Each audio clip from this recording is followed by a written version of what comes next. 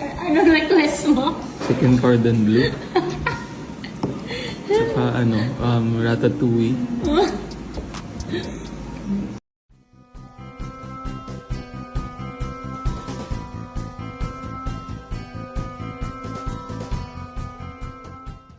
Hello and welcome to my channel. Agaw pansin ngayon sa social media ang video na ibinahagi ni Maha Salvador sa kanyang IG story, kung saan masayang binibidyohan ang kanyang asawa na si Rambo Nunez.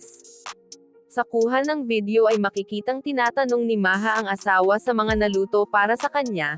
Sinabi pa ng actress sa kanyang caption, parang di niya sure kung masarap talaga luto ko.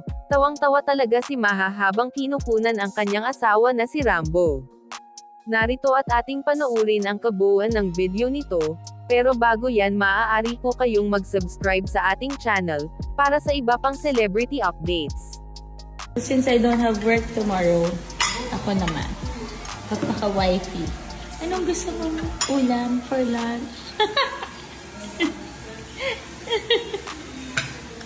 Paella. Oh! Bilan mo ako ng lutuan. Sige, ano yung mga naluto ko na sa'yo? First ever tinola. Adobo. Masarap hindi. Sarap. Ginger. Adobo. Adobo. Malapit kay mom. Hindi. Iba. Pero, Masarap. hindi. Ang niluto ko sa'yo, chicken and pork adobo kasi. Oo, Pansit. You like it? Chili crab. Ba't parang mukhang di ka nasarapan sa lahat? Nilaga. Tapos? Ano pa ba? 5. 5. Ano pa? 4. Ano kang niluto sa'yo? Hindi. Ano pa ba?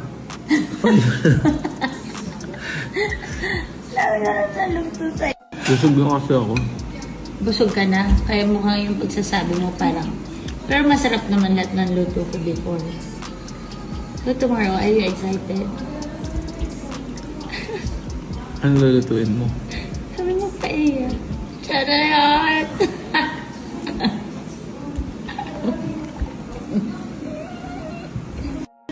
Anong request mo? Chicken cordon bleu.